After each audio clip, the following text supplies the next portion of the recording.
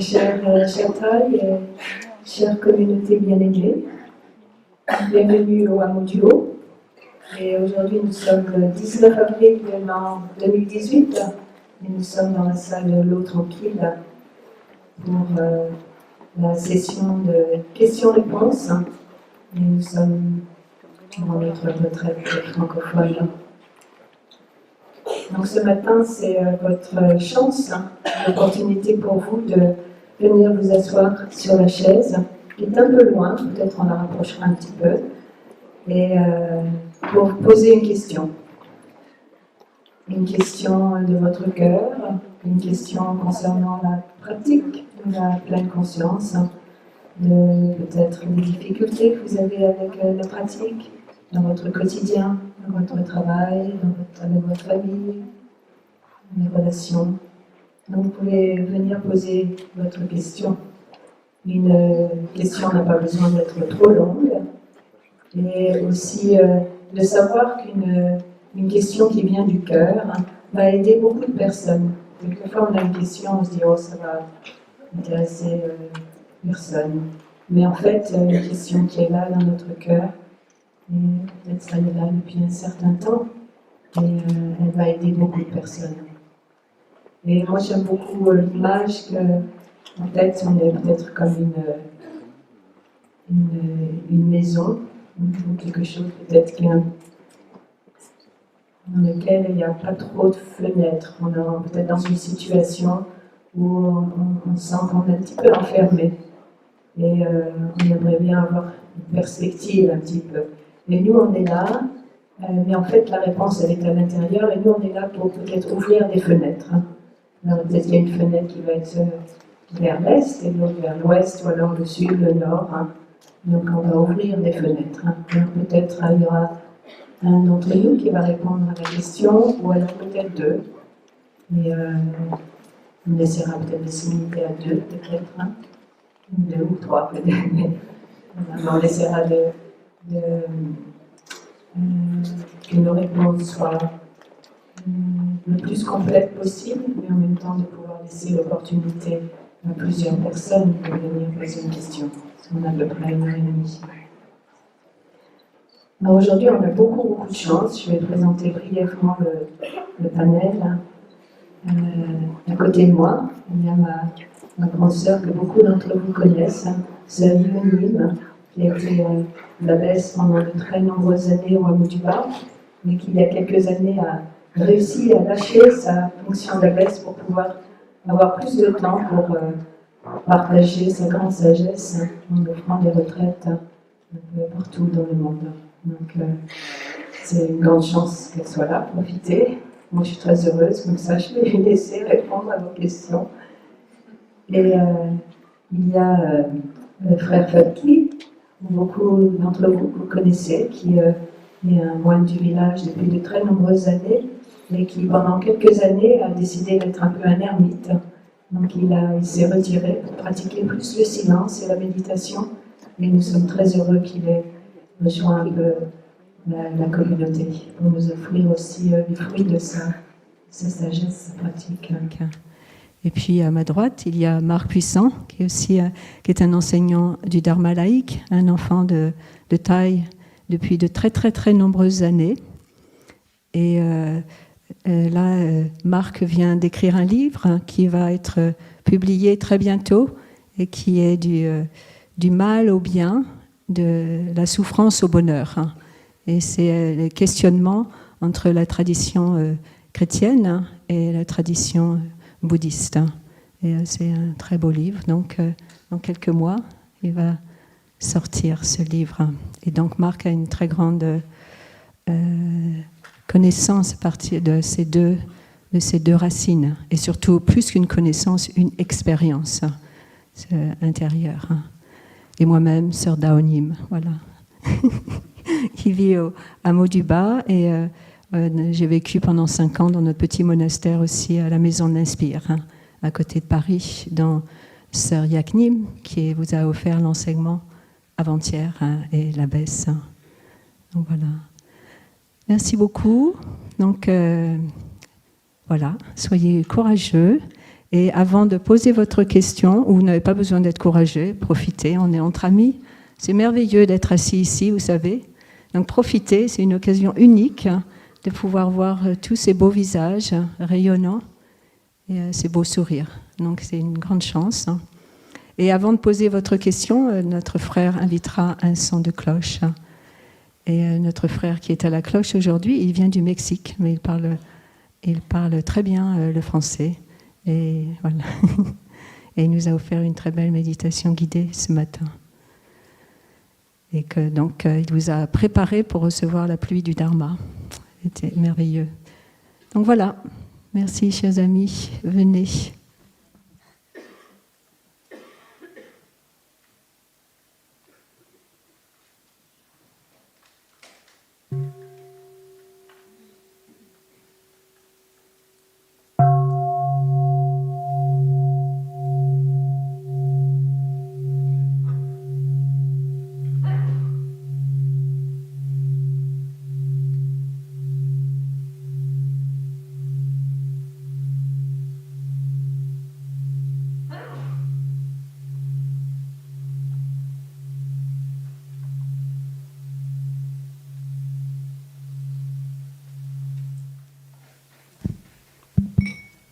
Chère Taï, chère sœur, chers frères, je sens le cœur qui bat très fort. J'ai une question qui vient du cœur, même si elle concerne un peu le fonctionnement de ma petite sangha. J'ai eu la chance il y a 6 ans d'initier une sangha dans mon village. Et très vite ça a pris. Donc on était 8 la première fois et puis... sur les 6 ans, il y a une seule fois on était 3, mais c'est monté jusqu'à 19, donc ça, voilà. Donc au début, je facilitais toute seule, comme personne ne connaissait la pratique. Et puis petit à petit, des personnes m'ont rejointe. On a eu une période où on a même été 7 facilitateurs, donc ça c'était vraiment très, très chouette, très riche. Et pour l'instant, il y a un peu une retombée, on n'est plus que 3. Et les 2 autres personnes sont un peu moins disponibles que moi, du sens que je suis la seule à ne pas travailler officiellement, donc j'ai plus de disponibilité. Et il se fait que lundi dernier, il n'y avait pas de facilitateur officiel. Et je me suis dit, qu'est-ce qu'on fait ? Est-ce qu'on annule, disant ainsi que la sangha repose sur 3 personnes, ou est-ce qu'on leur donne le matériel, on les invite à pratiquer entre eux ? Et donc j'ai préparé du matériel, je leur ai expliqué, voilà, il y a une méditation de taille sur l'ordinateur, il y a des enseignements, des livres, vous pouvez pratiquer la marche ensemble dans le jardin. Et puis mardi, j'ai appris par la personne à qui nous louons la salle qu'il n'y a personne qui est venu. C'est la première fois que ça arrive. Et donc j'ai observé en moi ce qui se passait. Et la première chose que j'ai observée, c'est de l'irritation, voire de la colère. Je me suis dit, mais colère de quoi? Puis j'ai vu par rapport à l'autonomie, par rapport à la dépendance. Puis je me suis interrogée, je me suis dit, mais est-ce que toi, tu n'as pas aussi des dépendances? Donc oui, donc c'est très vite passé. Mais alors derrière cette irritation, il y avait beaucoup de tristesse, la peur que cette sangha s'éteigne. Bon, j'ai pu la calmer aussi, parce que je pense qu'il y a de la vie dans la sangha, il y a de la joie, mais par contre, je suis maintenant dans le désarroi, et c'est un peu pour ça que je voudrais votre éclairage. J'ai déjà pu en parler à quelques amis, donc ça a déjà un petit peu cheminé. Le désarroi quant à comment peut-être changer ma façon de faire, peut-être plus les impliquer dans la vie de la sangha, mais comment le faire avec les moyens habiles, avec la parole juste, avec l'action juste, pour que chacun se sente à l'aise de participer à l'animation, à la vie de la sangha, sans s'y sentir obligé, en pouvant dépasser les peurs, parce que ce que j'ai lu derrière leur absence, c'est beaucoup de peur. Donc voilà, je voulais votre éclairage par rapport à ça, et peut-être connaître aussi la vision de Thay quant au fonctionnement d'une sangha, mais surtout avoir votre éclairage sur les moyens habiles pour les impliquer, pour les rassurer aussi. Merci.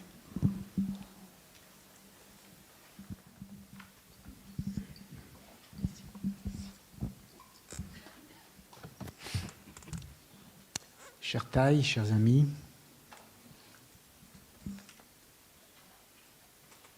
une sangha, c'est un cadeau magnifique que nous nous offrons pour passer sur l'autre rive, ensemble, dans le bateau de la sangha. Et toutes les sanghas connaissent des difficultés, des hauts et des bas.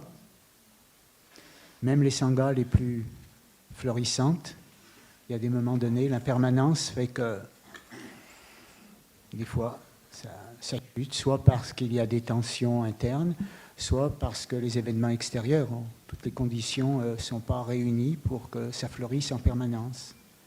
Et je pense qu'une sangha, elle suit aussi peut-être le rythme des saisons, et des hivers et des printemps. Pour avoir vécu ça personnellement dans la sangha avec laquelle je pratique sur Lyon,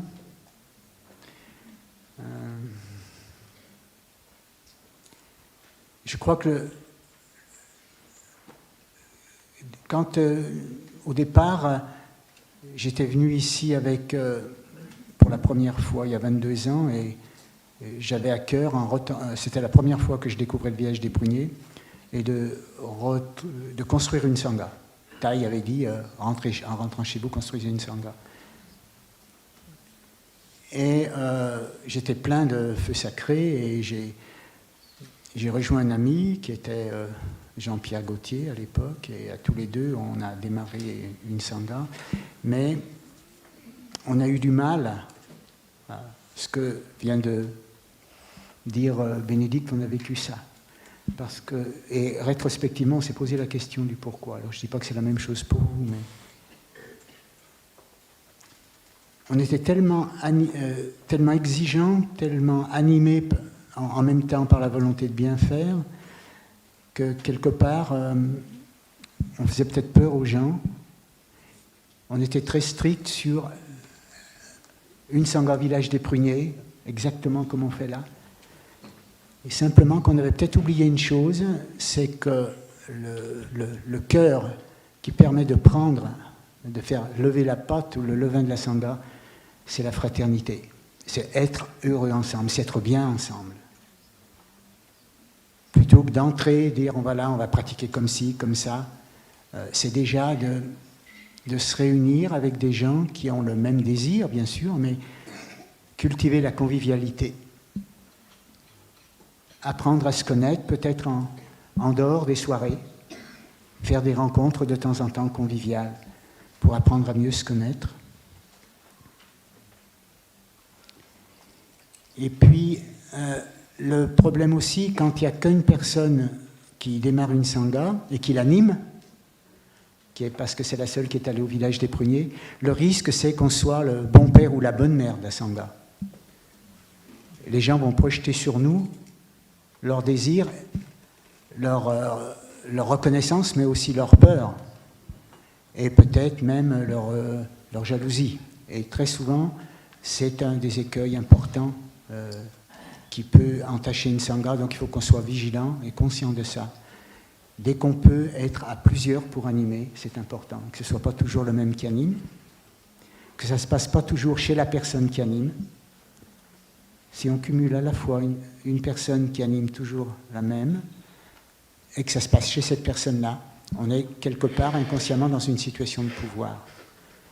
Et ça demande une grande humilité pour arriver à prendre en compte les désirs et les peurs des gens, tout en restant ferme dans la proposition de la pratique, c'est-à-dire qu'on va faire peut-être des choses très simples, une petite méditation, un partage du dharma, et puis peut-être terminer par quelque chose de convivial, une collation, un repas ou quelque chose comme ça. Et dès que possible, encourager les gens qui sont dans la Sangha à venir vite au village des pruniers, pour ensuite qu'on soit plusieurs pour partager. Co-animation, ça fait partie de l'esprit du village des pruniers. On n'est pas seul, on n'est pas séparés, et on apprend justement l'interdépendance et le non-soi en partageant l'intelligence collective dont on parle beaucoup en ce moment. Voilà.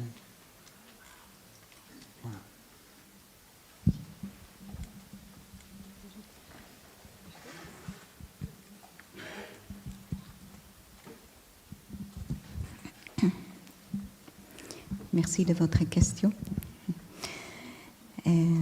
Donc, il y a l'aspect organisatrice. Excuse-moi, je ne suis pas francophone de naissance, mais j'aime bien la langue française. Donc, il y a cet aspect que Marc a déjà mentionné, et aussi l'autre aspect que Marc a touché un petit peu, et j'aimerais bien dire autre chose là-dessus. Et ça, c'est quand les choses ne se déroulent pas comme nous l'avons souhaité, qu'est-ce qui se passe à nous? Je crois que tout le monde ici, on connaît, je crois.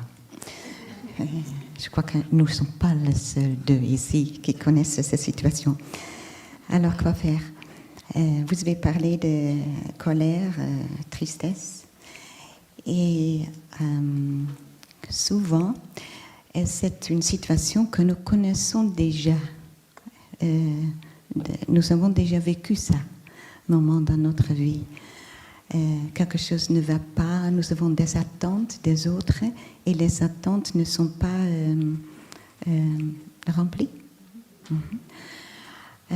Et alors, là, il y a quelque chose qui est touché en nous.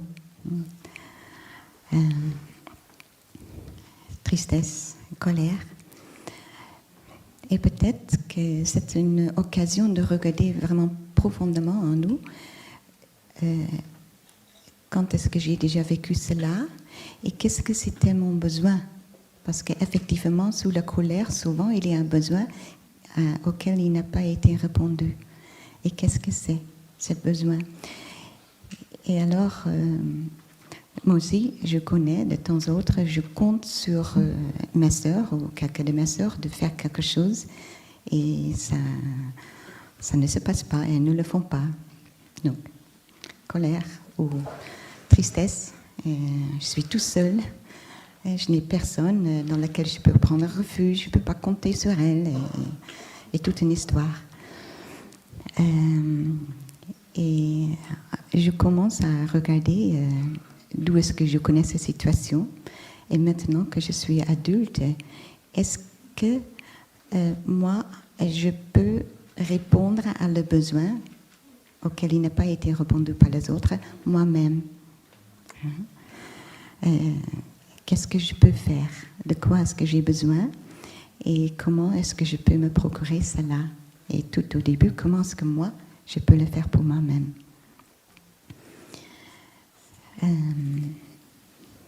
Et comme ça, je laisse l'histoire telle qu'elle est. Souvent, c'est quelque chose qui est déjà passé. Je ne peux pas le remettre, renverser, ça ne va pas. Donc, ne pas rester coincé là-dedans.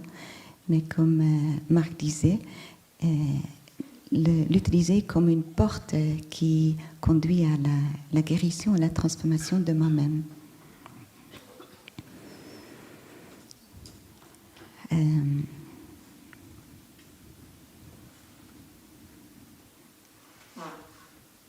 Je cherche un exemple, mais j'ai un autre exemple dans la tête. Quelqu'un que je cherche.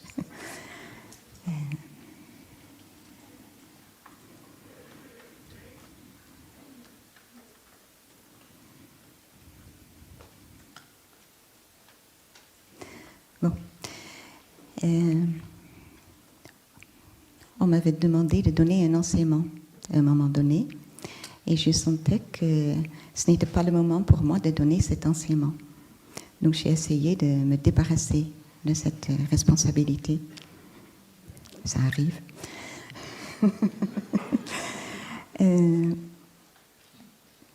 Donc j'ai posé la question, si je dis non, qu'est-ce que ça fait avec moi, le non?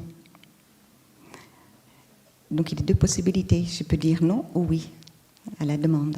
Si je dis non, qu'est-ce que ça évoque à moi? Si je dis oui, qu'est-ce que ça évoque à moi?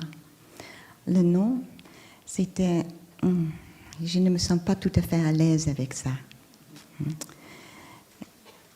Le oui, oui mais. Donc je me demandais qu'est-ce que c'est le mais? Et le mais c'était j'aimerais avoir un petit peu plus de temps pour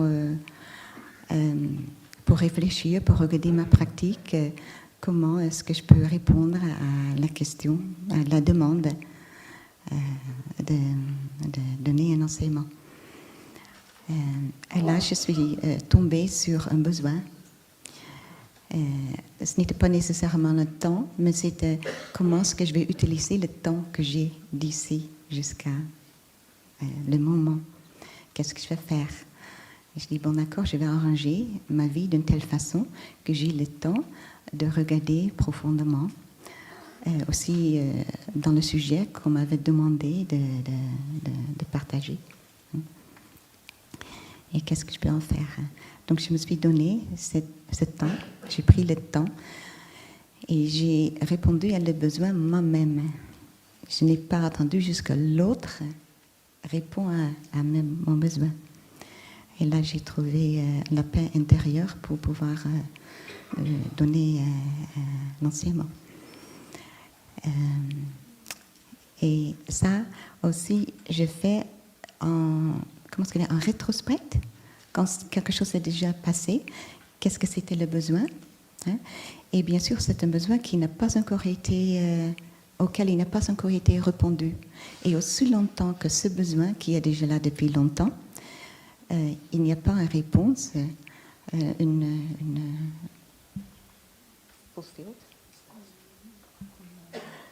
réponse, vous comprenez ce que je veux dire. Ce besoin reste et va se manifester de nouveau et de nouveau et de nouveau jusqu'à, je trouve, qu'est-ce que c'est en moi qui veut être écouté et qui veut être pris en charge. Hein? Ça va? D'accord.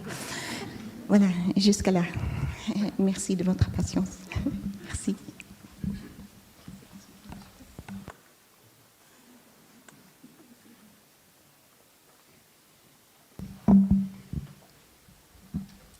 Je vais essayer d'être bref. Merci pour la question. Comme on a déjà eu quelques réponses, peut-être pour compléter ou peut-être pour rebondir sur ce qui a été partagé. D'abord, c'est bien de poser cette question parce qu'évidemment, ça concerne beaucoup de sanghas, si ce n'est la plupart. Nous retrouvons différentes thématiques, différentes problématiques qui se retrouvent d'une sangha à l'autre et qui font partie de la réalité de la vie et de la réalité humaine, donc c'est normal.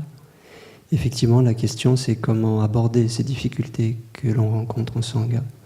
Et ça, c'est une des difficultés, de se retrouver seul à porter une sangha, ou parfois 2 ou 3 personnes, Et trois éléments me viennent, en fait.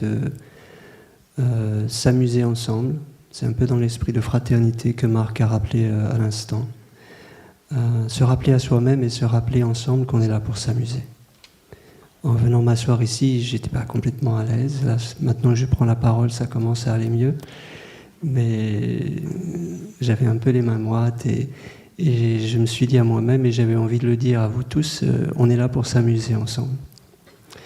Et tout de suite, ça détend l'atmosphère et aussi ça apporte un différent focus, une différente attention. On n'est pas là pour se prendre trop au sérieux et on n'est pas là pour atteindre quoi que ce soit, pour achever, obtenir quoi que ce soit. Ça, c'est très important. On est là pour s'amuser ensemble. Il est important, effectivement, comme c'était posé dans la question, d'impliquer les autres. Et comment on va faire cela? Et il est important, peut-être, de prendre la mesure de l'idéal de bodhisattva que ça suscite. On veut nourrir le cœur de la Sangha, on veut contribuer à faire vivre la Sangha. C'est un appel à notre idéal de bodhisattva. Alors, s'amuser ensemble et impliquer les autres, de quelle façon? Il faut discuter ensemble. Bien sûr, il y a une forme et un cadre correspondant à la tradition du village des pruniers. Mais au cœur de ce cadre, on peut parfois, au-delà des journées ou des rencontres classiques, méditer, écouter un enseignement, faire un partage sur le dharma. De temps en temps, on peut aller faire une promenade à l'extérieur, une marche méditative, ou faire une cérémonie du thé, ou chanter des chansons, faire une relaxation totale. Donc ça, ce sont des outils qui amènent aussi un aspect peut-être plus ludique, ou en tout cas qui amènent la détente plus facilement. Et puis, il faut discuter ensemble comment on veut vivre ces soirées. Donc impliquer les personnes, même si elles sont nouvelles à venir à la Sangha, on peut leur demander leur avis, leur demander conseil. Au monastère ici, lorsqu'on doit prendre des décisions, on écoute toute la communauté. Les novices ont aussi leur avis à donner, même si les décisions importantes sont prises par le corps des bhikshus et des bhikshunis. Mais avant de prendre ces décisions, on écoute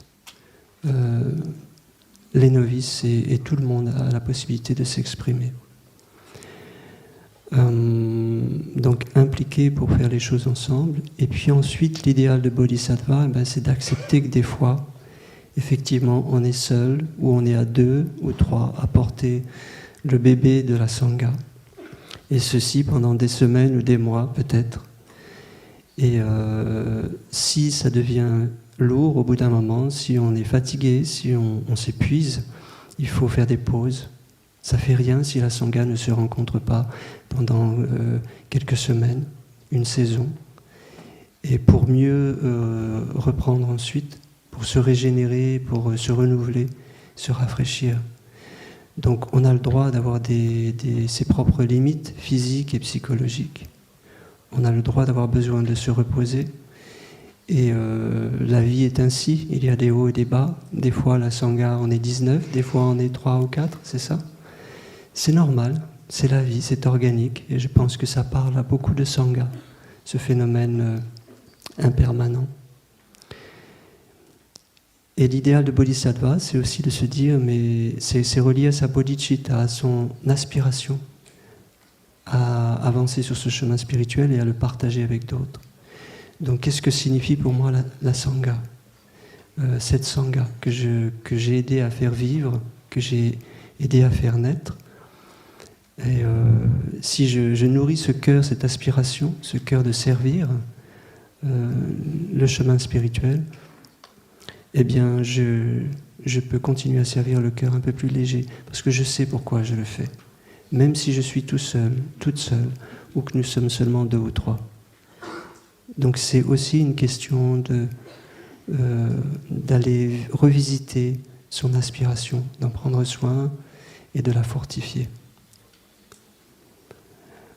Après, en dernier point, il est très utile de se renseigner auprès des autres sanghas, de se téléphoner de temps en temps, de se faire un Skype, ou mieux encore de se visiter les uns les autres pour apprendre de l'expérience des autres sanghas, pour se soutenir mutuellement. Et je veux juste terminer avec un aspect qu'a mentionné Marc, qui est effectivement l'idéal, c'est de pouvoir inviter les personnes qui viennent dans notre sangha à venir au village des Pruniers. Mais certaines personnes ne sont même pas intéressées, ou n'ont pas les moyens financiers, ou c'est trop loin, ou elles n'ont pas le temps, ou elles n'ont pas envie. Donc il faut trouver les moyens habiles, effectivement. Alors on n'a pas réponse à tout, hein. Peut-être que c'est aussi à Bénédicte de trouver quelques moyens habiles pour motiver les personnes et envisager peut-être la collecte, la constitution d'une caisse de solidarité qui puisse permettre à quelques personnes de la Sangha de venir faire un séjour. Et ça, c'est important, effectivement. Voilà, ça c'est un moyen habile, peut-être, de constituer une caisse de donation pour qu'on ait les fonds minimum pour permettre à des personnes de venir au village. Voilà. Merci.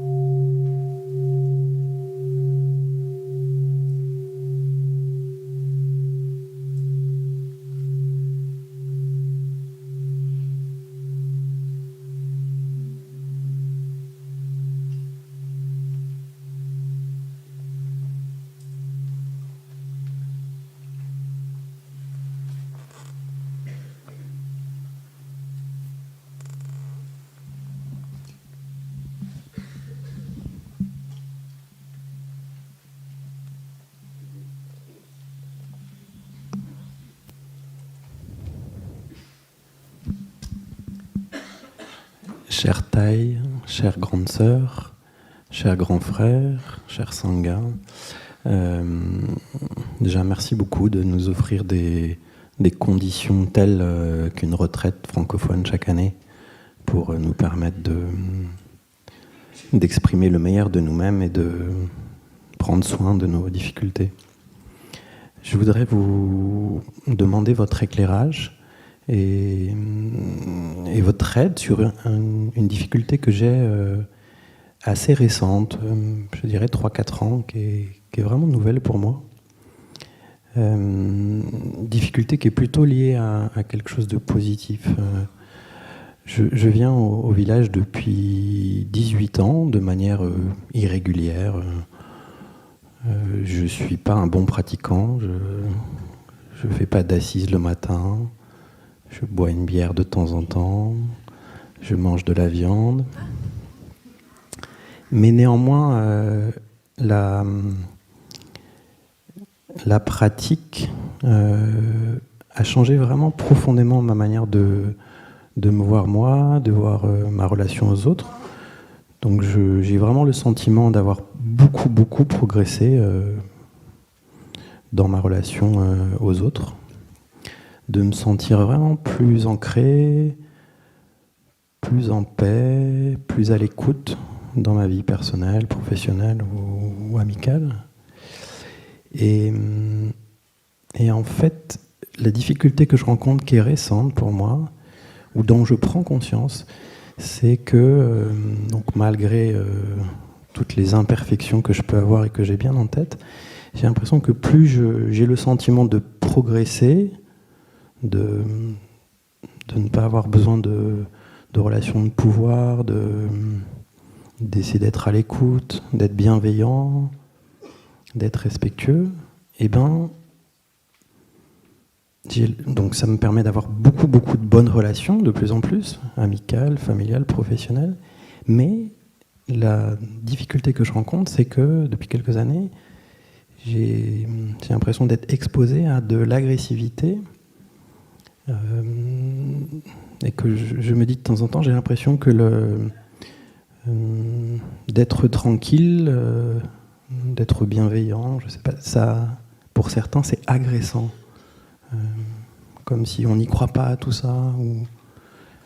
Voilà, c'est ma difficulté, c'est celle-ci. J'ai l'impression que j'ai le sentiment, humblement, mais de beaucoup progresser, et que plus je progresse, plus ça améliore les relations avec certains, mais plus avec d'autres, ça les...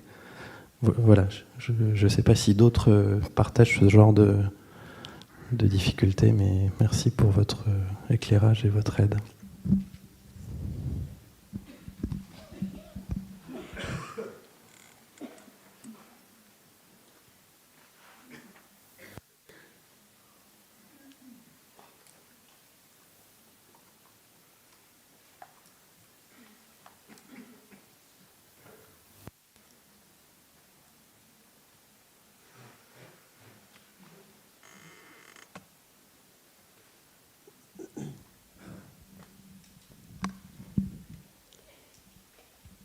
Merci pour la question.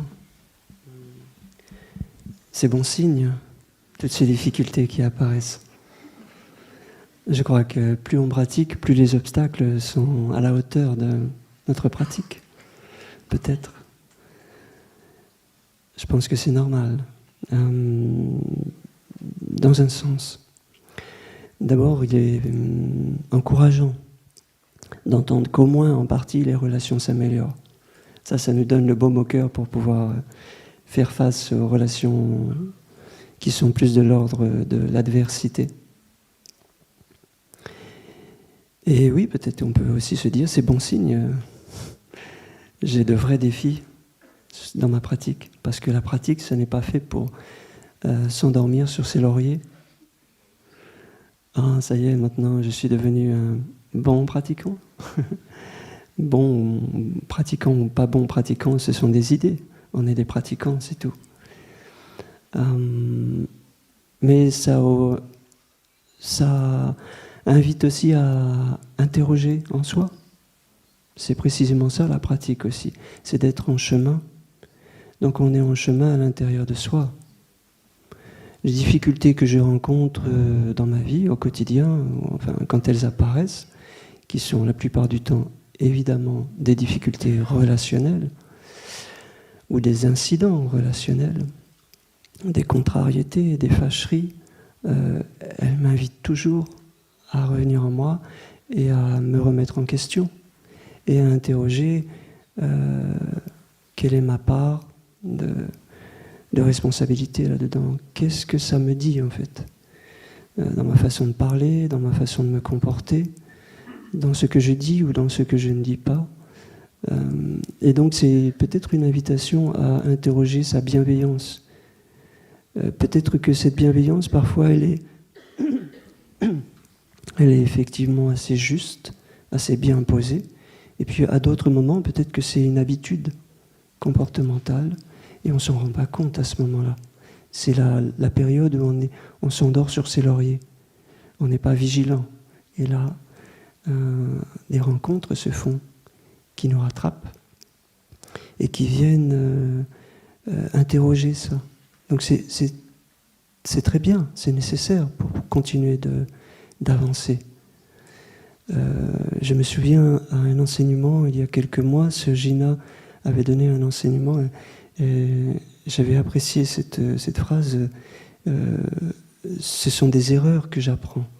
Je n'apprends pas des choses faciles, les choses où ça se passe bien, les relations faciles et agréables.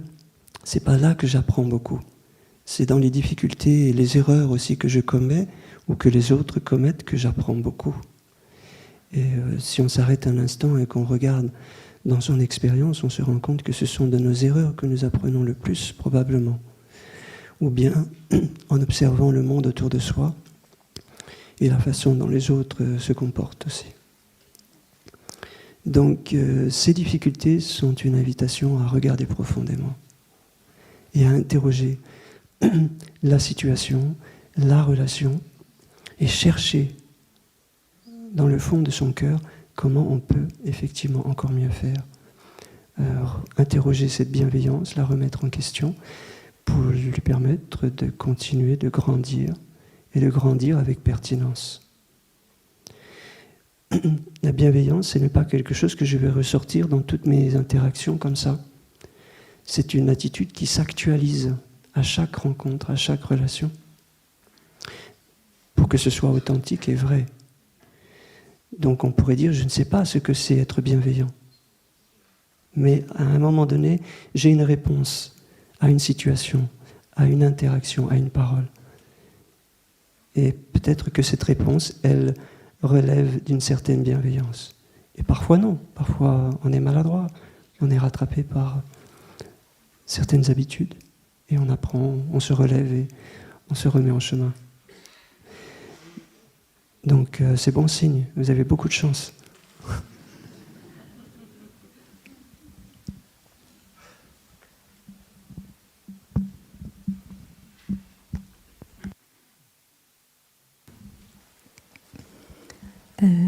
Cher Thay, chère communauté, chers amis,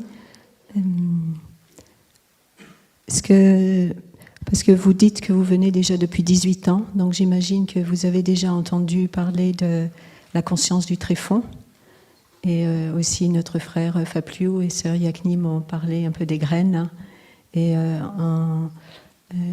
vous parliez de la graine d'agressivité qui a été touchée par ces derniers 3 ans plus, donc c'est et en écoutant mon frère aussi, il y a l'image qui est là. C'est comme il y a des parties de nous qui sont enfouies sous la glace. Hein.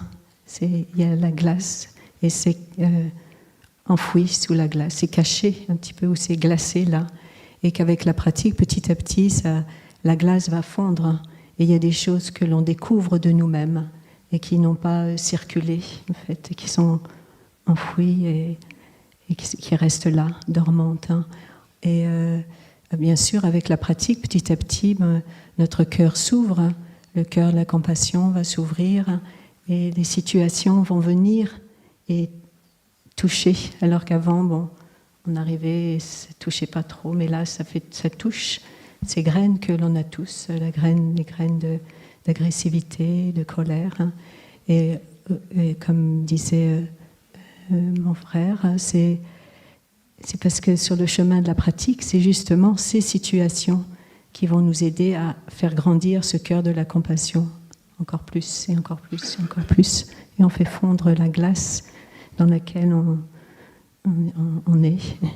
Et puis bien sûr, je ne sais pas si vous avez déjà été dans un endroit où vous avez eu froid, où les mains ont été gelées, ou les bouts des pieds. Et quand ça fond, ça fait mal. Je ne sais pas si ça vous est déjà arrivé. Et ça fait mal quand la circulation se refait. Et donc, quand on est touché par des situations comme ça, au début, ça fait mal. Et là, c'est la pratique pour accueillir et embrasser. Et ensuite, regarder qu'est-ce qui s'est passé là. Et qu'est-ce que ça a réveillé en moi. Parce qu'il y a quelque chose qui a besoin d'être transformé.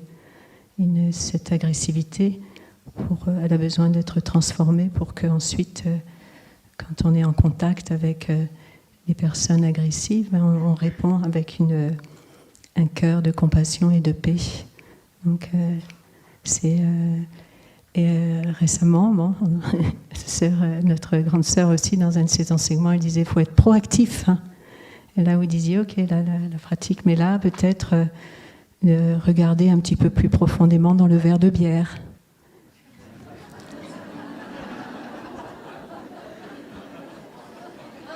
Parce que c'est aussi, il y a une réalité aussi qui est là, que quand on est pratiquant et qu'on veut aller plus loin, on doit regarder d'où il vient ce verre de bière, hein, comment il est produit. Est-ce que tous les champs qui sont cultivés pour produire des verres de bière, est-ce qu'ils ne prennent pas la nourriture pour des milliers d'enfants, sans se culpabiliser? Mais ça, là, moi, quand vous entendant, c'est 3-4 ans, ça veut dire qu'il y a un appel. Vous avez votre propre appel intérieur d'aller plus loin dans votre pratique. Et cet appel, c'est de regarder, voilà, oui, dans le verre de bière et Bon, on va se lever pour la méditation, ça va, mais peut-être qu'il y a votre appel intérieur qui dit ça serait peut-être pas si mal que ça, ce petit rendez-vous avec moi-même. Peut-être c'est peut-être pas le matin, ça peut être le soir, hein, mais ce serait peut-être pas si mal d'avoir un moment pour moi-même, pour regarder et voir. Hein. Et c'est un appel intérieur. Il dit réveille-toi un peu plus, un petit peu. Voilà. Merci, hein, cher ami, merci. Je ne sais pas si tu vas ajouter quelque chose. Tu vas ajouter Juste une petite chose. Merci. On peut constater, je constate que plus il y a de lumière, plus l'obscurité peut monter, paradoxalement.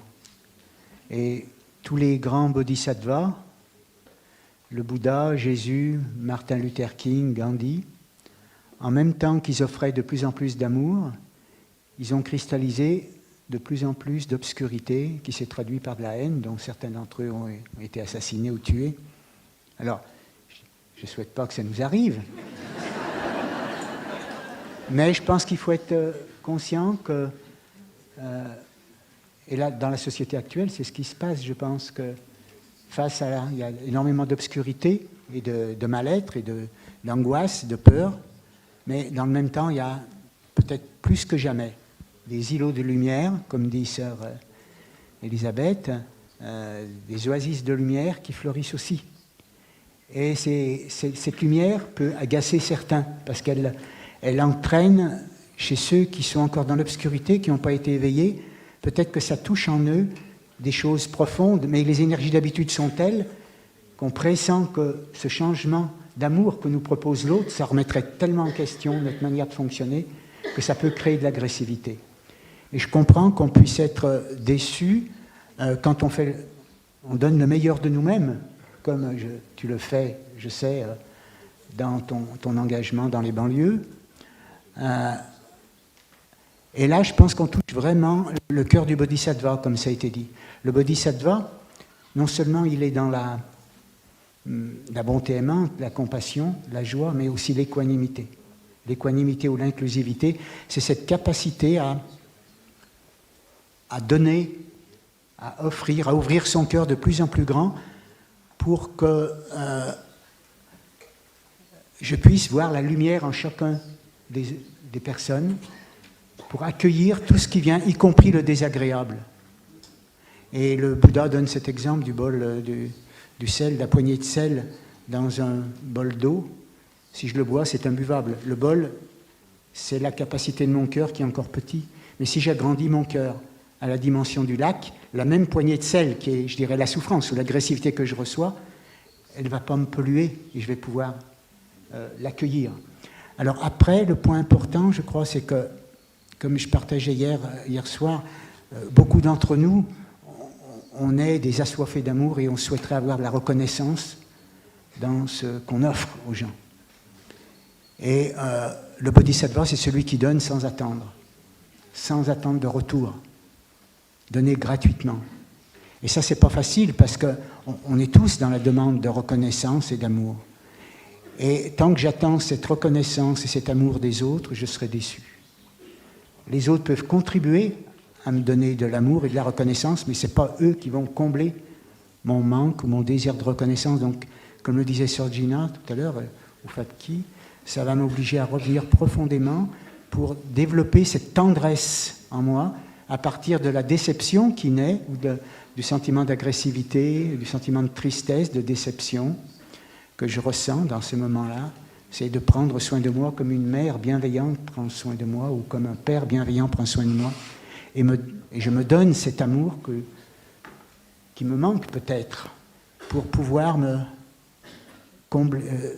je dirais rassurer mon enfant intérieur et voir comment je peux combler ses besoins. Et ça, c'est important. L'autre point aussi, c'est que la pratique de la méditation, cette capacité à nourrir les belles choses en nous, à nous émerveiller des belles choses, ça va nourrir aussi mon sentiment d'appartenance à une énergie beaucoup plus vaste que moi. Ça va me faire rentrer de plus en plus dans l'interdépendance.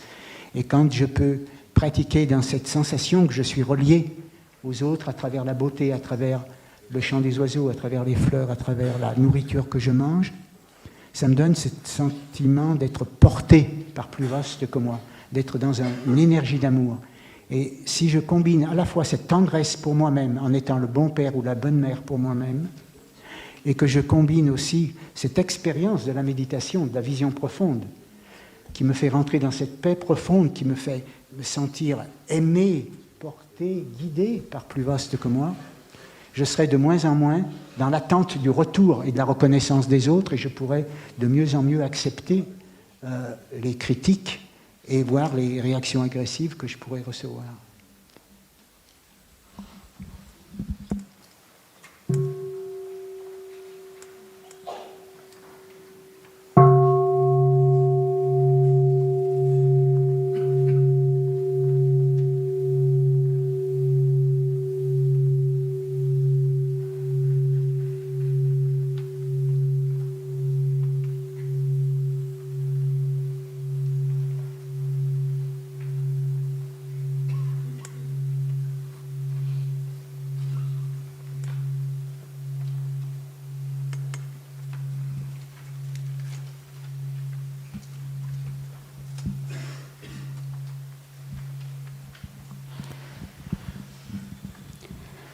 Chère Thaï, chère communauté, chers amis, moi c'est comme Olivier, ça fait 18 ans que je viens au village régulièrement, plusieurs fois par an. Et j'ai quelque chose qui remonte depuis quelques années et qui est remonté cette nuit, donc c'était quand même assez douloureux. Et c'est dans mes rêves. Je me retrouve petite fille avec des choses, je ne vais pas rentrer dans les détails, mais comme si ça m'était arrivé alors que je n'ai aucun souvenir de ce qui a pu se passer. Et quand je me réveille le matin, je suis perturbée, comment dire, triste,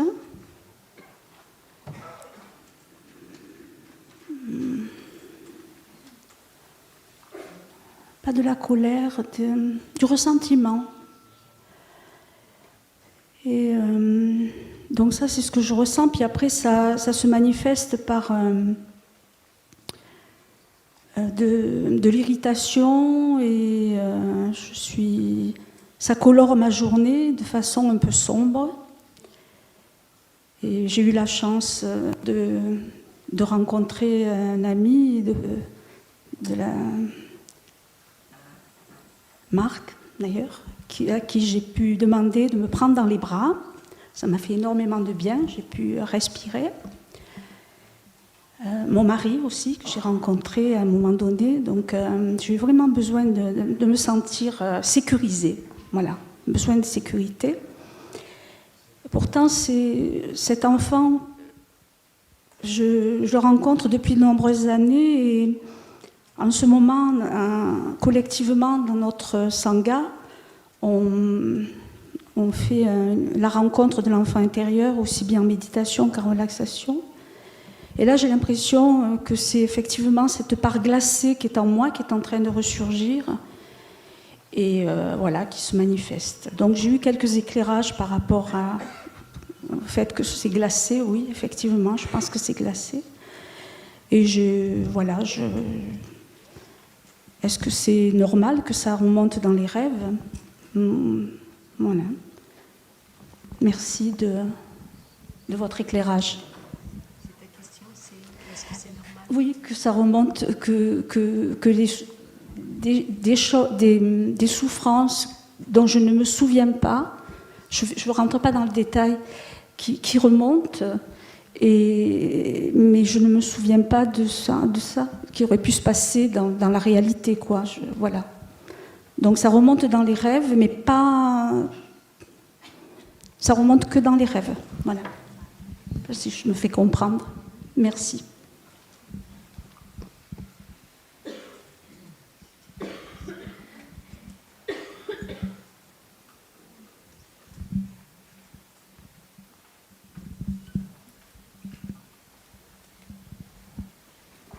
Puis-je commencer?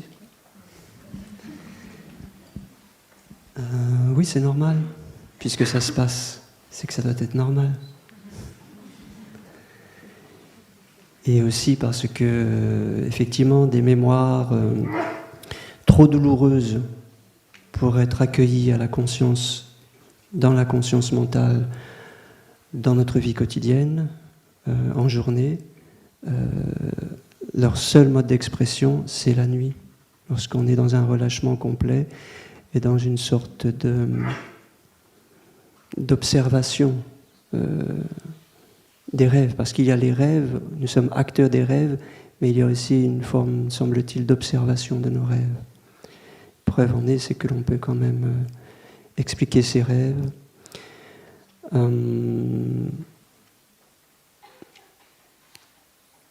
Quand les mémoires remontent, qui nous dépassent, qui nous troublent, qu'on ne comprend pas, parce qu'on ne se souvenait pas des matériaux même de ces expériences, des détails de ces expériences, elles remontent pour être embrassées et elles remontent pour être relâchées. Donc c'est aussi une invitation, au-delà de bien sûr embrasser soi, sa peine, sa douleur, comment je me sens face à cette mémoire qui remonte, face à ce rêve, face à ce traumatisme de mon histoire, mais aussi comment je peux lâcher. Donc elle remonte pour pouvoir être libérée aussi. Mais on pourrait être tenté de libérer trop rapidement, et il faut passer par l'étape qui consiste à embrasser. Mais en même temps lâcher, effectivement. Parce qu'on a aussi cette tendance à s'identifier à l'excès, à nos pensées, à nos souvenirs, à nos mémoires comme ça qui remontent, à notre histoire. Et c'est souvent une douleur, une prison. Et c'est aussi là notre souffrance. Donc il faut aussi avoir le courage de prendre ce recul qui voit le rêve, en l'occurrence, et qui disent « Ok, je lâche, je n'ai pas besoin de m'attarder éternellement sur ce rêve. » Et donc je crée une habitude au lâcher-prise, une habitude à la libération de cette mémoire. Mais j'insiste encore une fois, en ayant pris le soin et le temps d'embrasser cette mémoire douloureuse. Il ne s'agit pas de relâcher trop superficiellement, car rien ne sera relâché alors, vraiment. Donc oui, c'est normal, puisque ça se passe.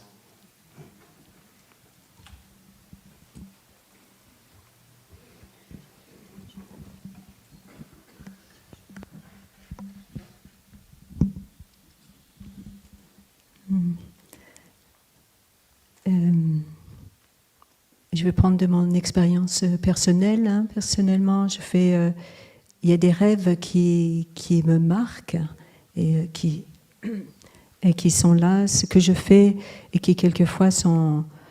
Parce qu'il y a les rêves de la nuit où on est en sommeil profond et les rêves du matin où on se réveille et puis on reste couché.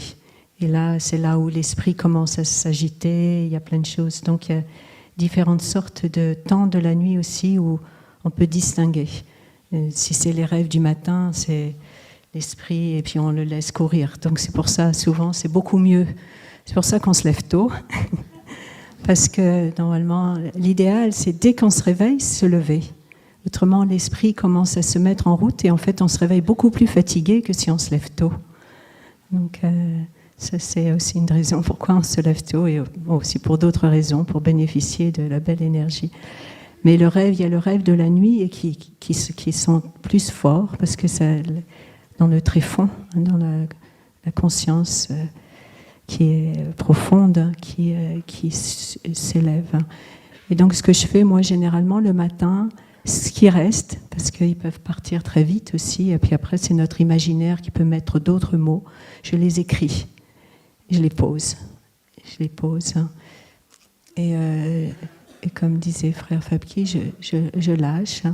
Mais après, quand je suis calme et posée, je regarde aussi avec quoi j'ai été en contact la veille ou les jours d'avant.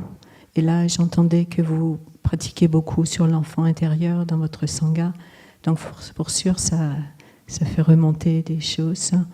Et de voir est-ce que c'est oui, d'observer qu'est-ce qui est venu, avec quoi j'ai été en contact, et puis ensuite faire confiance avec ce processus, avec la pratique. Et bien sûr qu'il y a des choses qui ont des souffrances qui ont peut-être été enfouies et qui, avec la pratique, petit à petit, elles vont remonter. Et le tout, c'est de construire la stabilité, la solidité, la paix.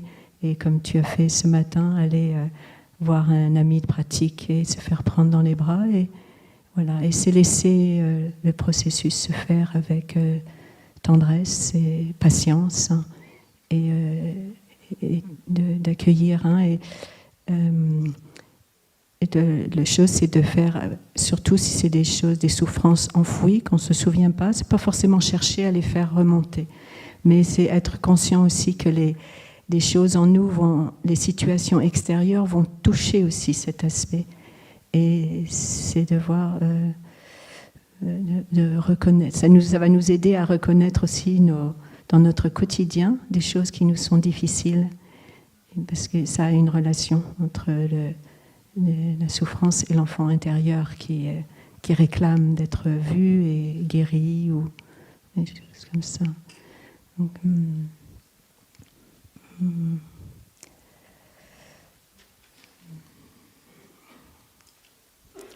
et un exemple que notre maître donnait, c'est l'exemple si on ouvre, on a des cocottes minutes, vous savez, et si on ouvre la cocotte minute, vous connaissez les cocottes minutes, ça existe encore, hein, mais si on ouvre trop vite, ça explose. Hein. Donc c'est tout un processus qui se fait doucement. Donc c'est aussi voir que peut-être la pratique que vous faites sur l'enfant intérieur dans la Sangha, c'est de savoir aussi peut-être c'est une limite là. Peut-être je dois faire un peu plus, je dois faire plus doucement. Donc c'est reconnaître où j'en suis et quelle est ma capacité d'accueillir, hein, ce qui se passe. On a un petit élément de réponse. Hein. Je ne sais pas si...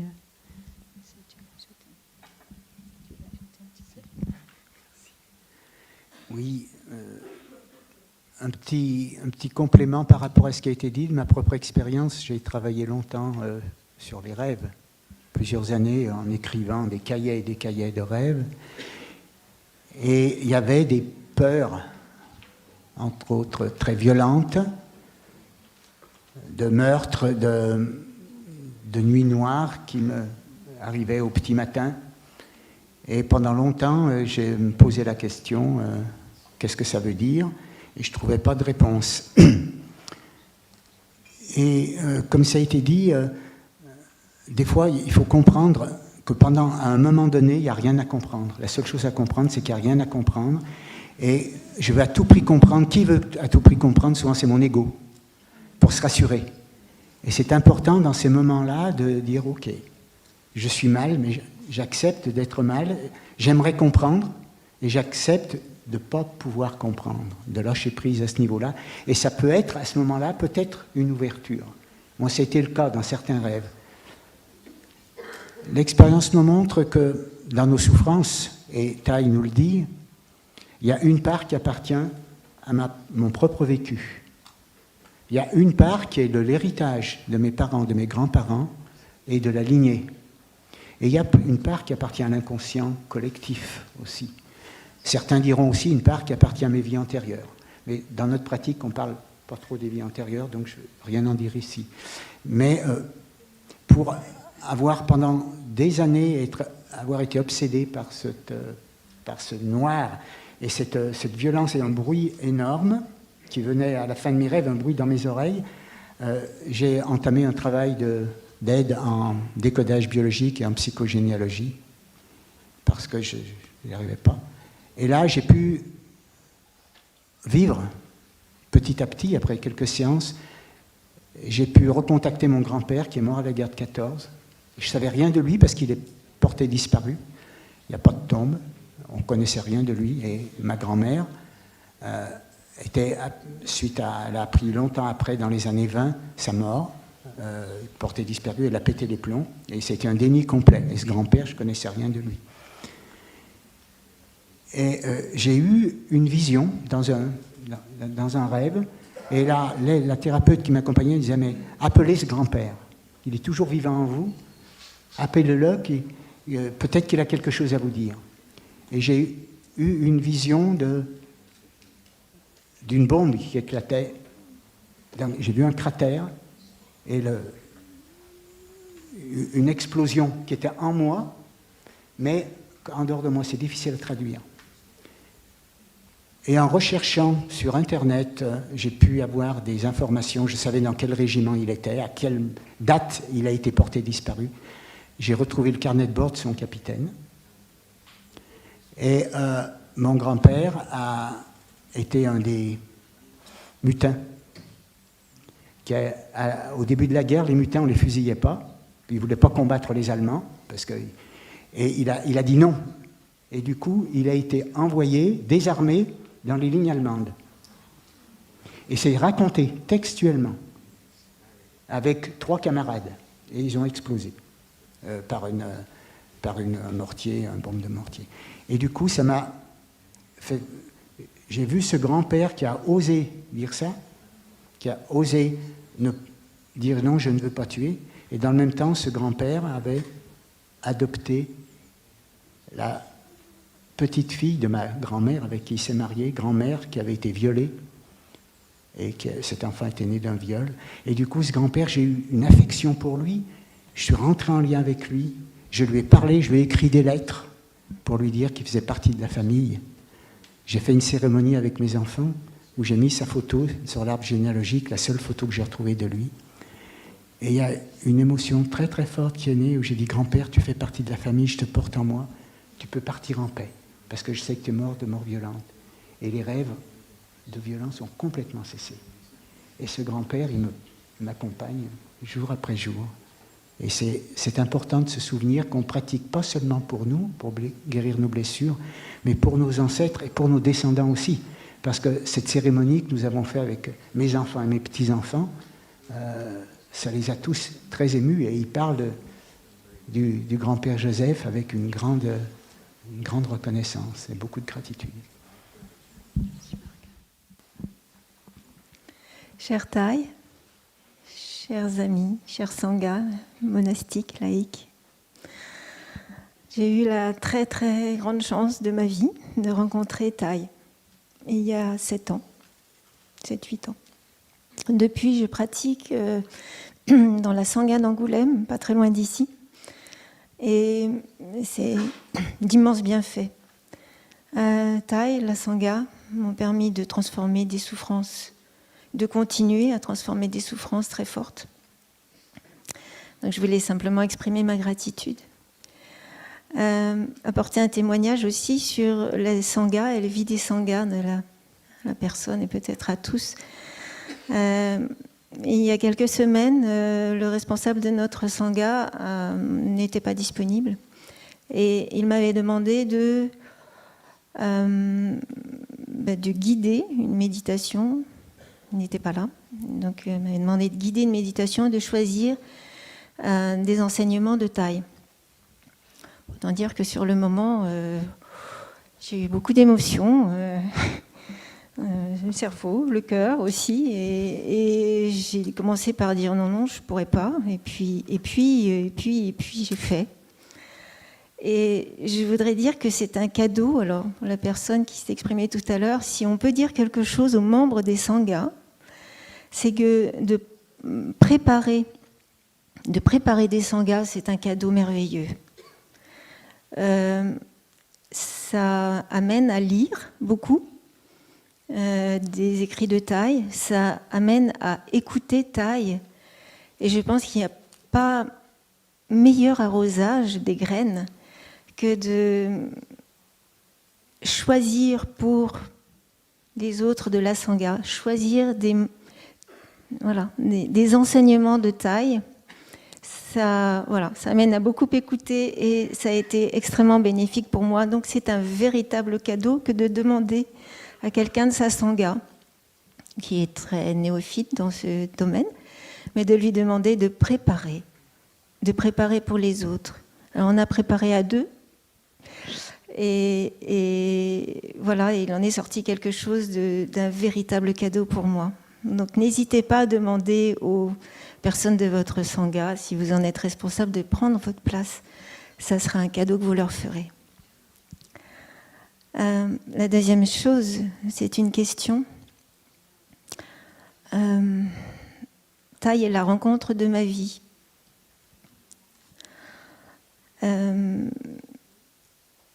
Il m'a permis donc de petit à petit transformer de très grandes souffrances. Continue à le faire. De venir ici au village. Alors on a la chance, nous qui habitons Angoulême, 1h30 de voiture, nous venons aux journées de pleine conscience avec grand bonheur. Merci de les organiser. Lorsque j'ai vu Sœur Chan Kong, j'ai vu Thaï en arrivant au village l'autre jour. J'ai une question très simple. Thaï nous a appris énormément de choses. Thaï nous apprend à, bien sûr, transformer nos souffrances. Thaï est enseignant, il ne peut plus parler. Thaï écrit. J'ai un rayonnage entier dans ma bibliothèque. Il ne peut plus écrire. Thaï nous a appris les mouvements de pleine conscience. Il ne peut plus bouger, ou peu. Simplement une question. Comment se sent Thaï ?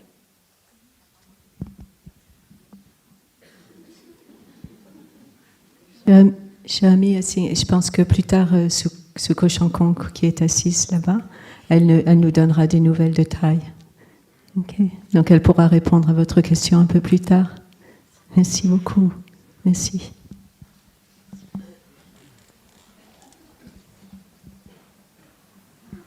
Et juste pour répondre brièvement, je pense que Thaï est très heureux de voir toute la sangha francophone, comme l'a dit Suko, je pense le premier jour avant le chant d'Avalokiteshvara, et c'est de voir tant de personnes. Et je pense que c'est la chose que Thaï se sent très heureux de savoir cela. Donc, Suko nous donnera des nouvelles tout à l'heure. Merci. On va laisser passer quelqu'un d'autre qui a une question. Peut-être on va prendre une question écrite. S'il y a quelqu'un...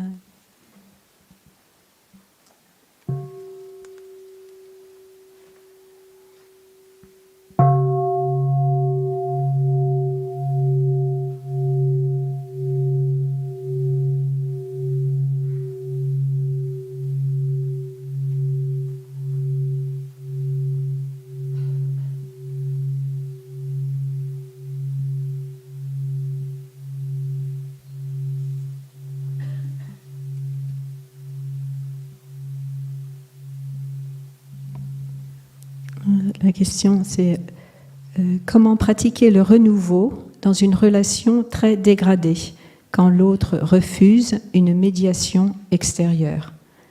Et je vais tendre à Marc, qui avait envie de répondre à cette question écrite. Enfin, je ne sais pas s'il avait envie, mais...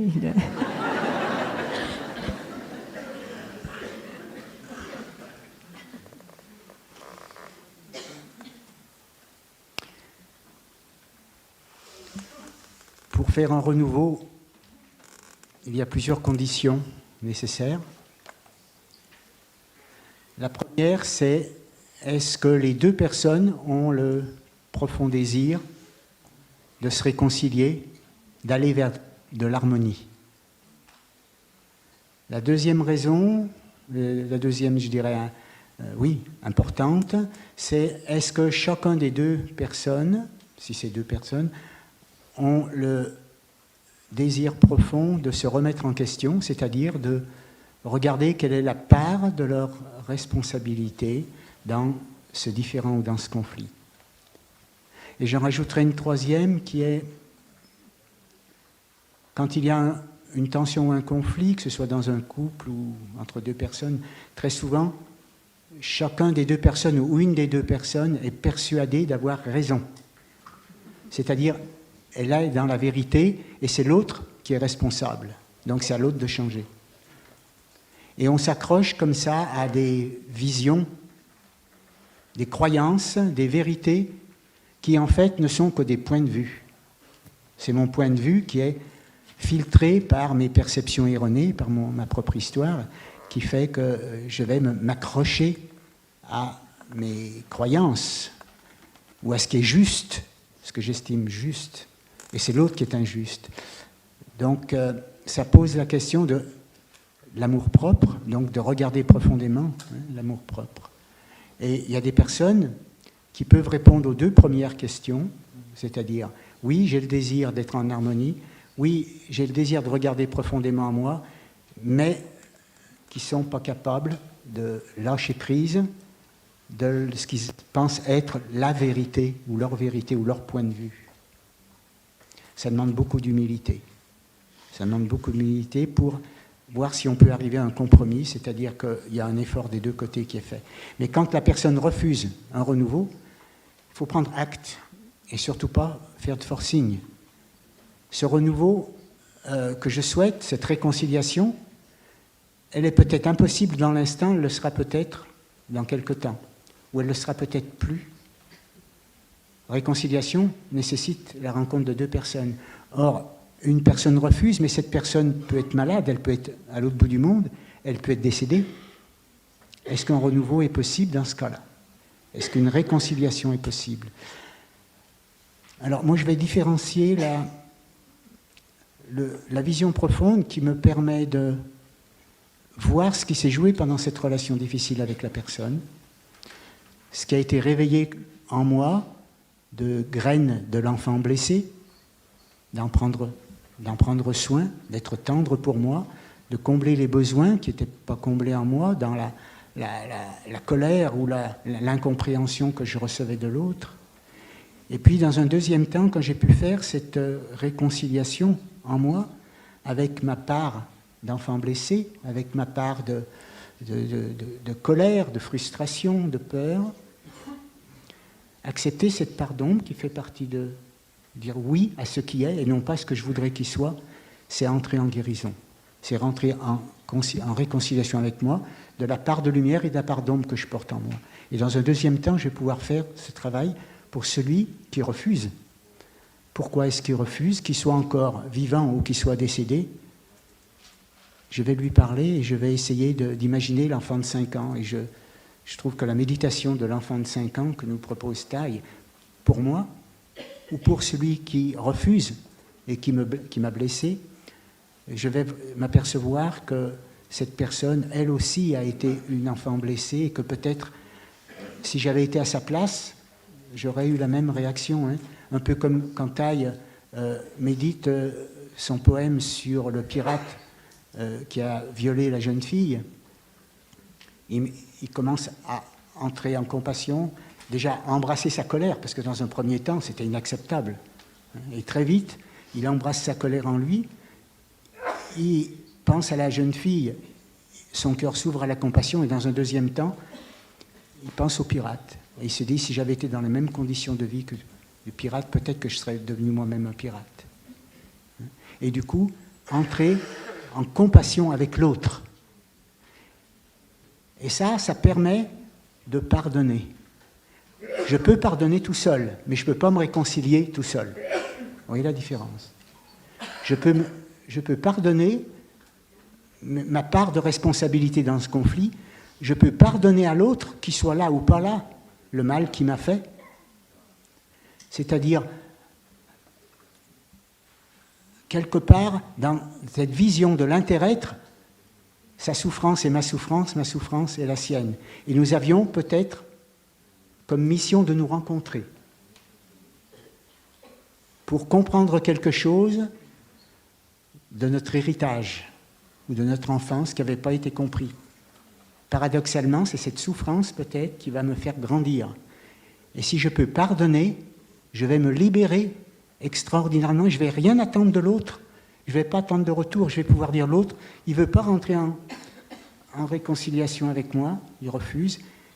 Mais c'est OK pour moi, parce que je le porte dans mon cœur et j'ai compris pourquoi il le faisait et pourquoi il refusait. Et du coup, peut-être que cette acceptation de la situation pourra peut-être permettre, dans quelque temps, une réconciliation effective. Moi, c'est ce qui s'est passé avec mon ex-épouse. Pendant 10 ans, on a été incapable de se voir après le divorce. Et il y a un moment donné, j'ai senti que c'était prêt pour moi d'écrire une lettre. Et cette lettre, je l'ai écrite, ça m'a pris 3 mois. Tous les 2 jours, je la reprenais et je la peaufinais. Et chaque fois, je la relisais après avoir médité. Et petit à petit, j'ai fait ce travail d'ouverture du cœur, la méditation de l'enfant de 5 ans. Et j'ai mis du temps à l'écrire, mais vraiment, c'était avec tout mon cœur et toutes mes tripes. Et cette lettre, je l'ai envoyée, et alors qu'elle refusait tout contact, quelques mois après, par l'intermédiaire de ma fille aînée, elle m'a dit qu'elle souhaitait me rencontrer. Et on a commencé une réconciliation. Et maintenant, mon ex-épouse, on est, j'allais dire, non seulement on n'est pas devenus des amis, mais des frères et sœurs. Et on a pu se dire des choses, mais ça a pris bien une 15aine d'années pour que ça se fasse. Voilà. Mais ceci dit, on peut faire cette même démarche avec quelqu'un avec qui on n'a pas pu se réconcilier, qui est décédé. C'est la même chose.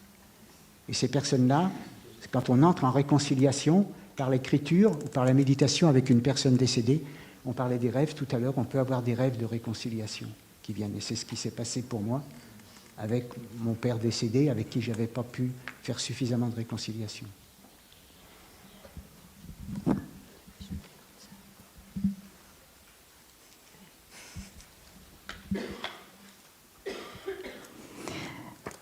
Chers Thaï, chers frères et sœurs, chers amis, je suis encouragée d'ajouter quelque chose.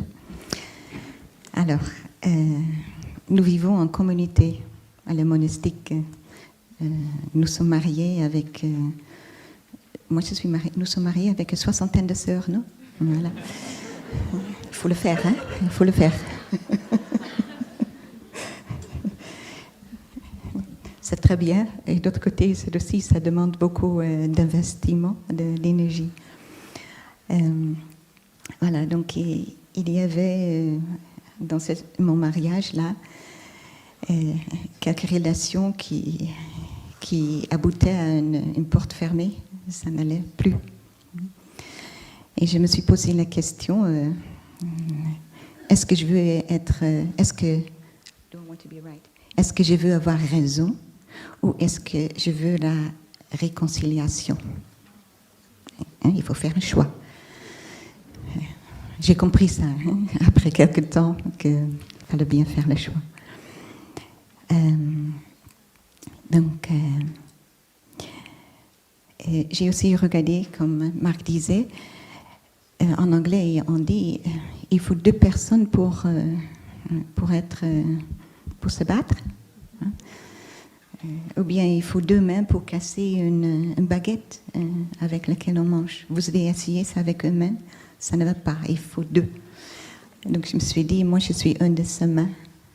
Et donc je contribue à la situation. Et ça a pris un petit moment pour comprendre qu'est-ce que c'était ma contribution. Parce que j'étais convaincue que bien sûr c'est l'autre sœur, c'est pas moi. Elle avait la même idée. Mais finalement, j'ai compris comment j'ai contribué. Et j'ai laissé tomber la contribution. Donc, une fois, je n'étais pas claire sur combien de temps et énergie est-ce que je pourrais investir dans la relation. Je n'étais pas claire. Et je laissais ça coller. Et moi, j'ai dit, mais écoute, j'ai encore 59 autres sœurs. Et une fois que j'ai vu ça, j'ai pu être plus claire. Et ça a amélioré la relation. Et j'étais vraiment poussée à regarder profondément parce que j'avais demandé à elle que nous nous mettons ensemble avec une autre sœur. Et elle disait non, pas encore, pas encore, pas encore, pas encore. Et à un moment, j'ai accepté que ce pas encore, c'était non. Je n'avais pas compris ce que c'était non. Je croyais que c'était plus tard. Mais une fois que j'ai compris ma contribution et que j'ai fait quelque chose, j'ai arrêté de contribuer, la relation s'est mise en place. Ça, c'était une chose. Une autre chose, que c'est aussi une autre fois, et de nouveau, je ne voyais pas comment je contribuais à la situation. Et finalement, je suis tombée sur des attentes. J'avais des attentes. Pas simplement de la sœur en question, mais j'avais des attentes d'autres sœurs aussi. Et je me suis dit, bon, si je laisse tomber mes attentes, puis je ne peux pas. C'est une attente tout à fait normale. Bien sûr, c'est mon attente, donc c'est normal. Mais j'ai questionné ça un petit peu, même si je trouve ça normal, si je laisse tomber, qu'est-ce qui va arriver? Simplement comme explorer un petit peu, comme essayer, voir, curiosité, qu'est-ce qui va se passer.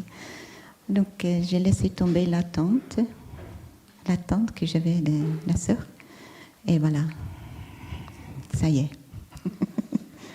L'énergie coule. C'était cool. Et c'est beaucoup plus agréable. C'est beaucoup plus agréable, ça.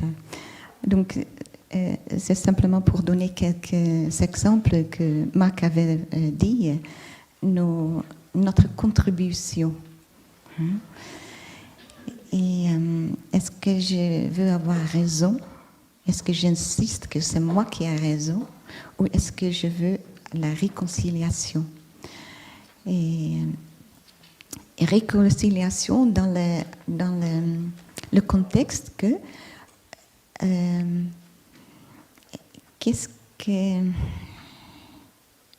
comment est-ce que nous pouvons avoir une relation qui est bien pour nous deux. Ce n'était pas lâcher prise et voilà, l'autre s'en va avec nous. Ça, ce n'était pas ce que je pensais faire. On laissait faire. Mais comment? Parce qu'il y a toutes sortes de relations. Comme Marc disait, il y a une amitié. Amitié a aussi de différentes sortes d'amitié. Donc, avec nous deux, pour que ça marche bien, quelle sorte d'amitié marche pour nous deux? Et j'ai remarqué aussi que moi, je lâche prise de ma vue, comment ça devrait marcher, et je donnais aussi un petit peu d'espace à l'autre, ça marche. Et ça marche d'une façon que ni elle ni moi avaient pensé et que ça pourrait être.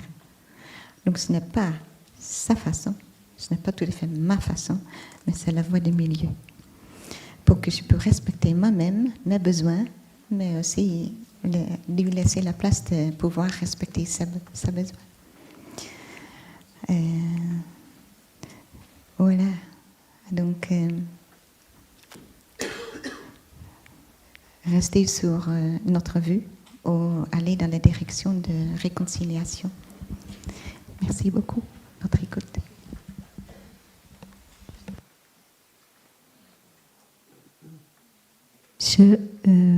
On va prendre une dernière question et on doit finir pour 11h30. On nous a demandé parce que ce Ko Chang Kong va partager.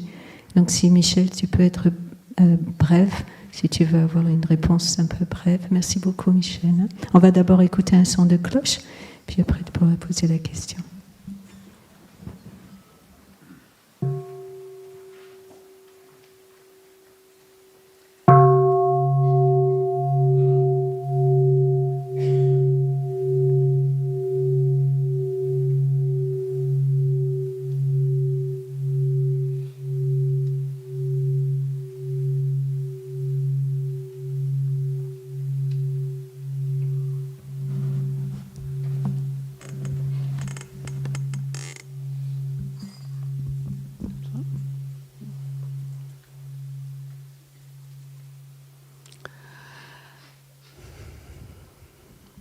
Bon, c'est la petite fille qui n'en a jamais assez, qui a déjà reçu beaucoup de cadeaux. On lui a déjà tout dit, mais j'ai encore besoin de précision. Ça se concerne en particulier ce que nous a transmis sœur Elisabeth l'autre jour. Moi, je ne sais pas embrasser. Bon. Ma souffrance, peu importe, je pense de façon générale, chacun a la sienne. Bon, moi, c'est une souffrance de longue vie, de ne pas avoir la première place dans mes relations affectives, mais peu importe ça, j'en viens à l'essentiel. J'ai capté, sœur Elisabeth a dit, 20 minutes par jour, vous la rencontrez, cette souffrance, votre petite amie, vous êtes avec elle. Mais pas plus, parce que sinon on tombe dans le cercle, etc. Moi, je suis tout le temps dans...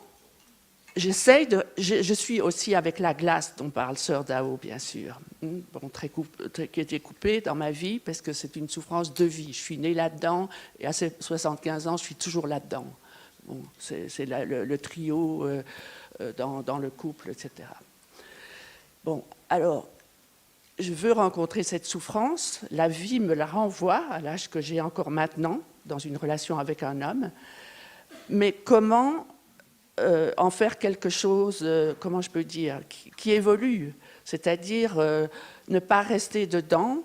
Donc j'ai besoin de précision par rapport à ce que nous a transmis, par exemple, sœur Elisabeth, entre autres.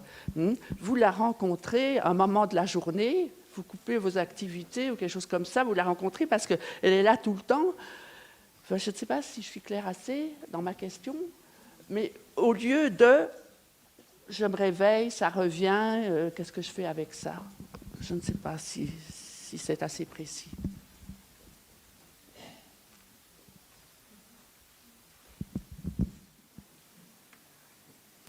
Cher Michel, je pense que tu as eu un très bel entretien avec sœur Yaknim hier, hein, et avec moi. Donc, la chose, c'est de...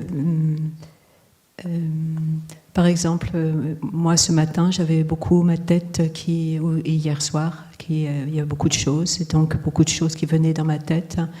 Donc ce que j'ai fait, c'est que je suis allée marcher, et j'ai fait une marche méditative hier soir, très longue, dans les bois du hameau du Bas, et ce matin également. Donc je m'appuie vraiment sur la pratique, et les pensées revenaient. Donc ça peut être les pensées, qu'est-ce que je vais faire, mon ami, mais pour toi, hein. Et pour moi les pensées revenaient, mais je revenais à mon souffle, à mes pas, et au chant des oiseaux. Au lieu du chant dans ma tête, j'ai préféré écouter le chant des oiseaux, et j'amenais en moi, par exemple quand je suis montée ce matin jusqu'au hameau du Haut, et je disais, ok, espace, libre, paix, libre, et les pensées revenaient. Espace, libre, revenir à la respiration, à mes pas. On bavarde trop dans notre tête et on bavarde trop à l'extérieur. Mais on bavarde beaucoup dans la tête, et c'est moi-même de faire, quand ça bavarde trop dans ma tête, vraiment faire l'effort, revenir à mes pas. Et Thay nous a offert ce magnifique cadeau de la marche méditative, et de le faire, de marcher. Je me lève le matin, je suis consciente de mes pas, et de le faire. De le faire. Si on le fait, ça marche. Mais il faut le faire. Il faut le faire. Et après, et c'est une joie, un bonheur, parce que ça lâche. Ça lâche. Mais on doit le faire le premier pas et se ralentir le bavardage, embrasser. C'est la clé, c'est le faire. Ni sœur Yaknim, ni sœur Yonim, ni frère Fabki, ni Marc, ni moi ne pouvons le faire pour vous. La pratique, c'est chacun qui doit revenir à la respiration, revenir à nos pas. Thay nous a offert et Suko Shankang des centaines de cadeaux. Cet après-midi, les amis du hameau du Bas auront la grande chance d'avoir la pratique du renouveau avec Sœur Shankong, et je pense que ça aura lieu au hameau nouveau et au hameau du bas, où il y aura plein de techniques aussi qui seront données, choses plus concrètes. J'ai bien compris, mais c'est l'histoire des 20 minutes. Histoire des 20 minutes, parce que ces 20 minutes, elles vont aider toute la journée.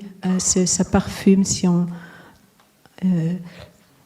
doit se donner ce cadeau, sinon la tête, on rentre dans les énergies d'habitude de ruminer et d'être sans arrêt avec nos difficultés, nos problèmes, et on rate la vie.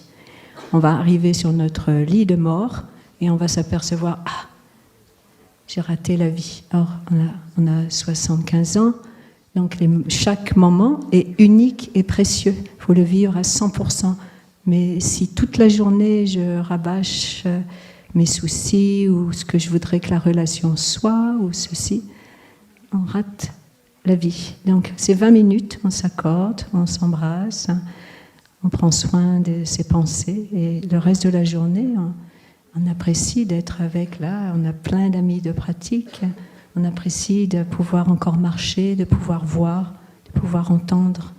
C'est un cadeau extraordinaire, et de vivre dans le moment présent, ici et maintenant.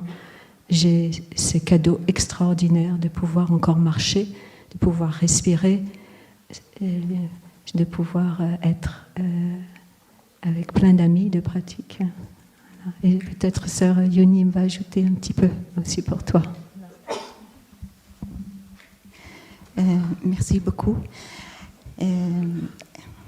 J'aimerais partager avec vous comment j'embrasse mon enfant intérieur, parce que ce sujet est quand même venu plusieurs fois. Donc je vous demande c'est une petite méditation. Je vous demande de vous asseoir confortablement.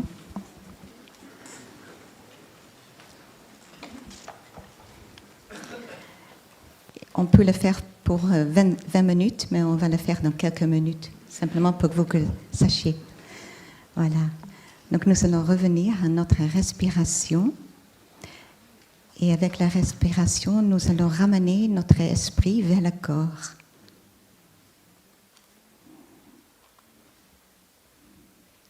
Et prenez un moment pour voir où est le centre de gravité dans votre corps. Peut-être le centre de gravité est derrière votre front, ou autre part.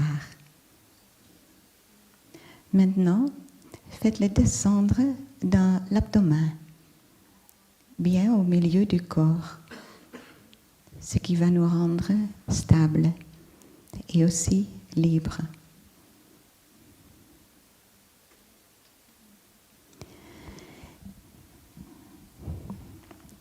Maintenant, faites l'image de vous-même en tant d'enfant, 5-6 ans, monter en vous. Vous êtes comme une mère pour cet enfant, un père. Et maintenant, cet enfant vient se mettre sur vos genoux.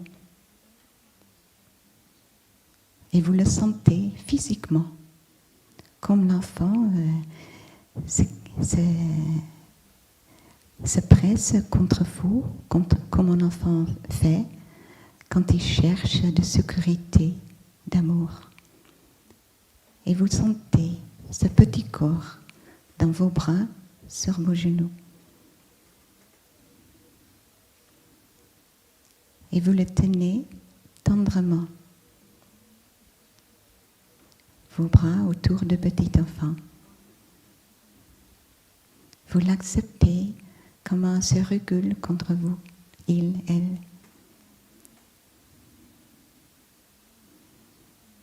Vous le comprenez.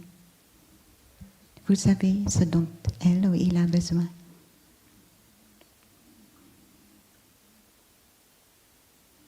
Restez avec cet enfant.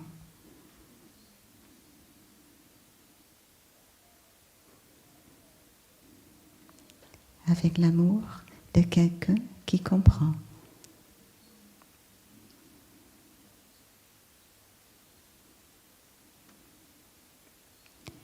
Maintenant, vous changez de position, c'est-à-dire maintenant vous êtes l'enfant qui est assis sur vos genoux et vous sentez le corps sur lequel vous appuyez, vous êtes.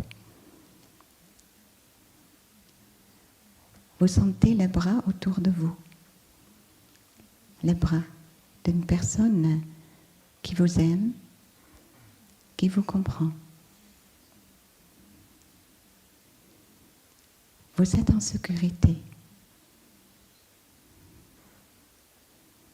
La personne, c'est vous-même, en tant d'adulte, qui prend dans ses bras l'enfant qui vous êtes encore.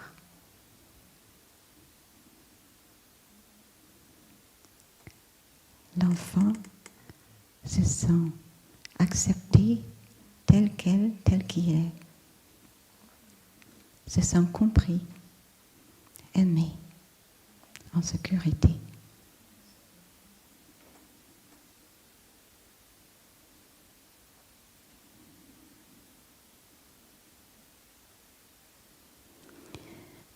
Vous revenez à votre respiration.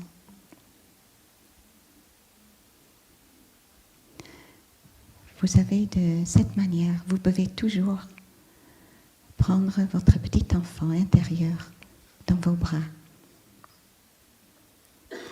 D'abord en tant d'adulte, après vous recevoir en tant d'enfant.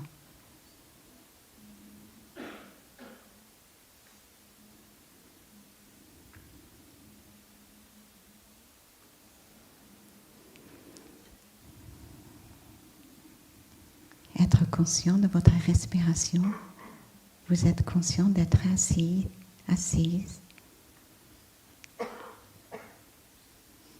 stable, libre, entouré de la sangha. J'inspire, je sais que l'inspiration prend place. J'expire et je sais que l'expiration prend place.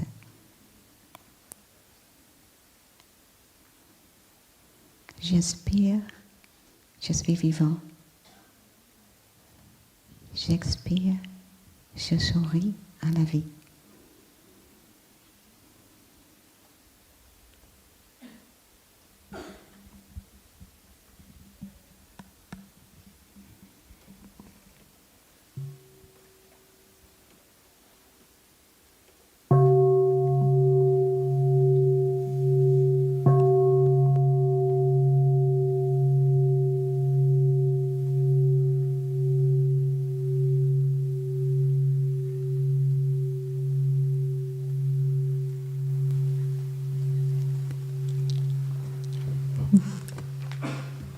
Merci beaucoup, Sœur Yunim, pour que l'on puisse clore notre session de questions-réponses avec cette méditation guidée. Ça fait du bien. Et donc, merci beaucoup pour toutes vos questions du cœur.